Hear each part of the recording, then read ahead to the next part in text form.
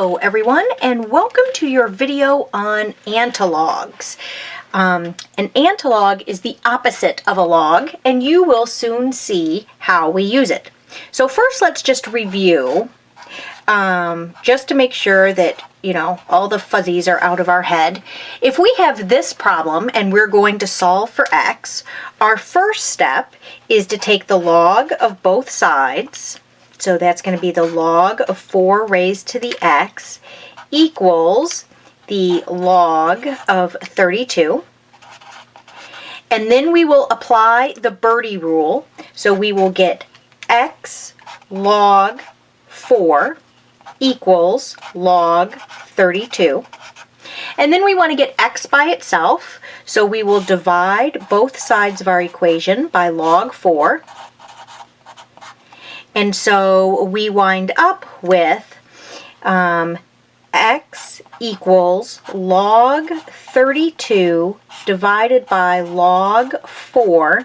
And if we put that into our handy dandy calculator, we get about 2.5. Actually, I think we get exactly 2.5, don't we? Let's do it. Log 32 into parentheses divided by log 4 into parentheses equals, exactly 2.5. So I don't even need that little dot right there. I get exactly 2.5. So that's good. And what that means is that 4 raised to the 2.5 equals 32. Okay? So is everybody clear on that? I hope so, because we've been working on that for a long time now. So I hope that that is solidified in your head. Okay, so now I want you to consider this problem.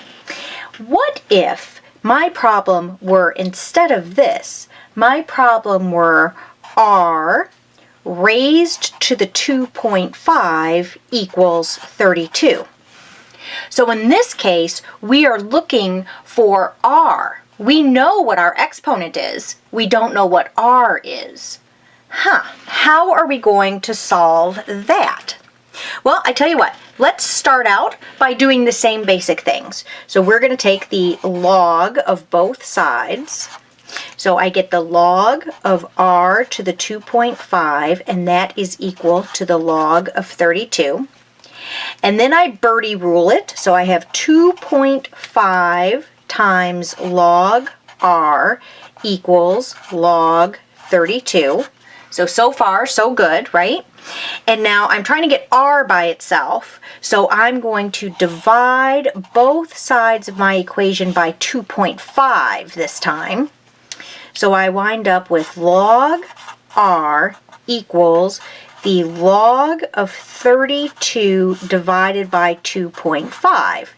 Now if I put that in my calculator, log, you see that? Log of 32 in parentheses divided by 2.5 equals, I get an about a 0.602059991.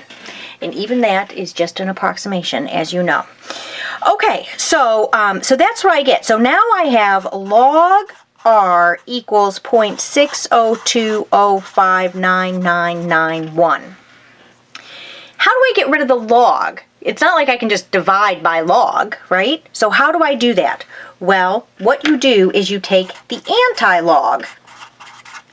Okay? And so the way you calculate the anti-log is above your log button, there is a function that looks like this, 10 to the x. And so you're going to do that. That is your anti-log. So you're going to take the anti-log of this number.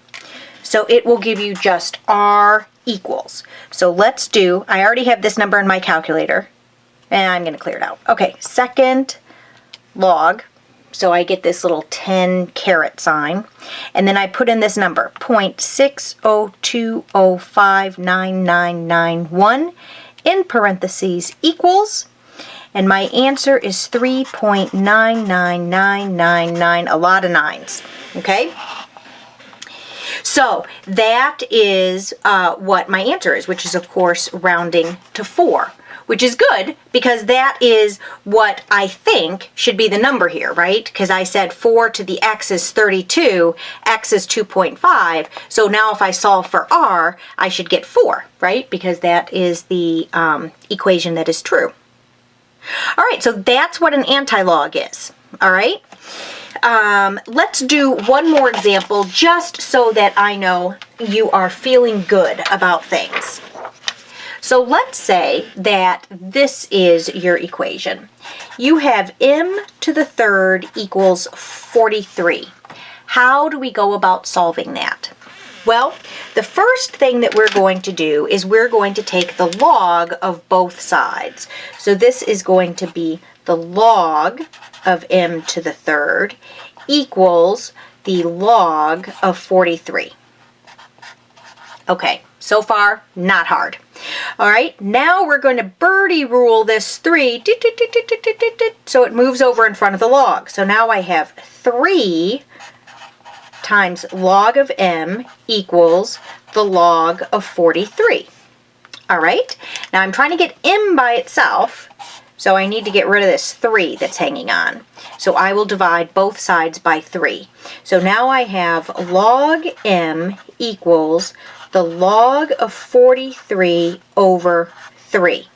And if I put that in my calculator, the log of 43 over 3, I get 0.544489485, which is a big ugly number, but it is fine. Okay, now, so log of m equals 0.544489485. I'm just rewriting there. So now to get rid of this log sign, what I'm going to do is I'm going to take the antilog of each side.